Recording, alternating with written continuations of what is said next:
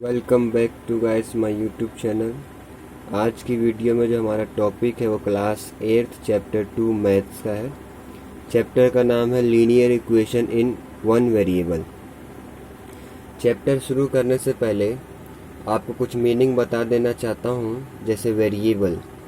अब वेरिएबल क्या होता है कि एक ऐसा क्वांटिटी होता है, एक ऐसा वैल्यू होता है जिसका कोई फिक्स वैल्यू नहीं होता। एग्जाम्पल जैसे x। आपने जब क्लास 6 में पहली बार x का वैल्यू निकाला होगा तब आंसर कुछ और आता होगा, अगली क्लास में कुछ और आता होगा। हर सवाल में x का वैल्यू बदलते जाता है। कहने का मतलब x एक लेटर है जिसका कोई वैल्यू नहीं है। y हो गया, z हो गया, ABCD हो गया, आपका जितने भी ग्रीक अल्फ़ाबेट जैसे theta, gamma, alpha, lambda, beta, या हिंदी के अक्षर हो गए जैसे अ, आ, ई, यानी ये वो अक्षर हैं जिनकी कोई फिक्स वैल्यू नहीं होती। और जिनकी फिक्स वैल्यू नहीं होती या ऐसी क्वांटिटी जो बदलते रहती है, जिसको हम चेंजिंग क्वांटिटी भी कहते हैं, उसी को हम लोग वेरिएबल के नाम से जानते हैं। लेकिन हम लोग के सिलेबस में सिर्फ आपको क्वेश्चंस में अल्फ़ाबेट्स देखने को मिलेंगे। तो याद रखिएगा, जितने भी अल्फ़ाबेट्स हैं XYZ ABCD, ये सभी के सभी आपके वेरिएबल की कैटेगरी में आएंगे। I hope you will understand. अगला है कांस्टेंट। कांस्टेंट का मतलब होता है फिक्स क्वांटिटी या फिक्स वैल्यू, यानी ऐसी चीज़ें जो फिक्स हैं, वो कभी बदल नहीं सकती। जैसे आपके नंबर्स, 1 का मीनिंग 1 होता है। आज से 100 साल पहले भी 1 का मीनिंग 1 था, आज भी मीनिंग 1 है और 1000 साल बाद भी 1 ही होगा। 2, 3000, -5, √2, 2 की पावर 10, यानी वो नंबर्स आपके कांस्टेंट की कैटेगरी में आएंगे और अल्फ़ाबेट्स आपके वेरिएबल कैटेगरी में। आई होप आपको इतना समझ आ चुका होगा। अब हम लोग आते हैं अपनी एक्सरसाइज की तरफ। तो मुझे लगता है आपने उतार लिया होगा। तो हमने पहले 4 क्वेश्चन लिए हैं। बहुत ही बेसिक से हम लोग स्टार्ट करेंगे। याद रखिएगा, इस साइन का मतलब होता है इक्वल। क्या होता है जिसका मतलब? इक्वल। अब इस साइन के जो इधर के लोग होते हैं ये कहलाते हैं LHS। LHS का मतलब लेफ्ट हैंड साइड, और इधर के जो लोग कहलाते हैं वो कहलाते हैं RHS, यानी राइट हैंड साइड। जब भी आप एक्सप्रेशन को सॉल्व कीजिएगा तो आपको एक बात याद रखना है कि लेफ्ट में आपको वेरिएबल रखना है और राइट में आपको कांस्टेंट। ये मैं सबसे इजी तरीका आपको बता रहा हूँ सॉल्व करने का। जब आप सीख जाइएगा तब आप अपने हिसाब से जैसे मन करे वैसे कर सकते हो।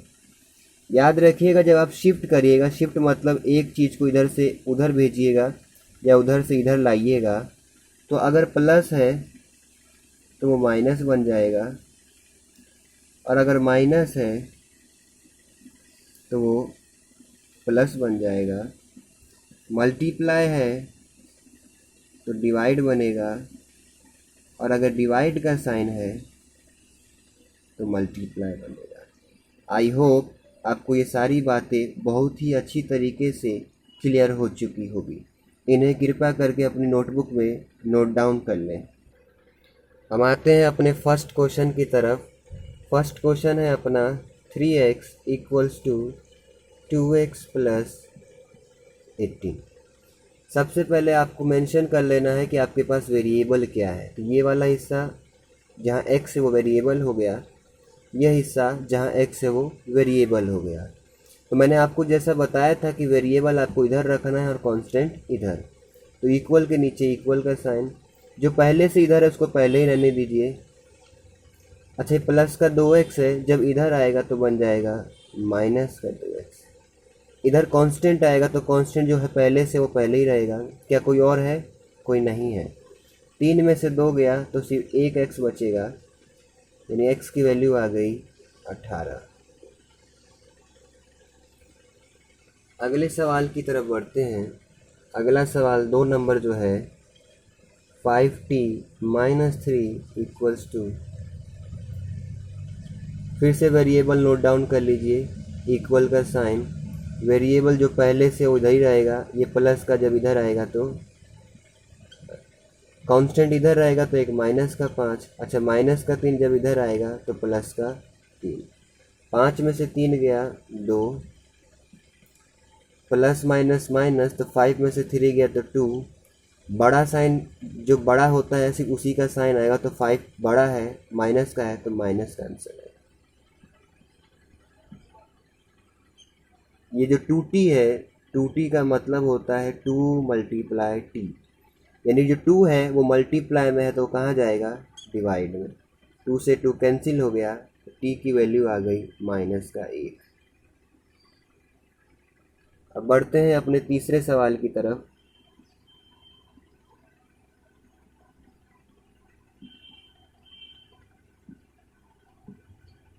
फिर से वेरिएबल मार्क कर लीजिए, ये रहा वेरिएबल, ये रहा वेरिएबल, इक्वल का साइन अपनी जगह, प्लस का अगर इधर आएगा तो माइनस, जो कांस्टेंट है कांस्टेंट रहेगा, अच्छा प्लस का इधर गया तो माइनस, 5 में से 3 गया 2x, 5 में से 9 गया 4, अच्छा बड़ा माइनस का है तो बड़ा आएगा।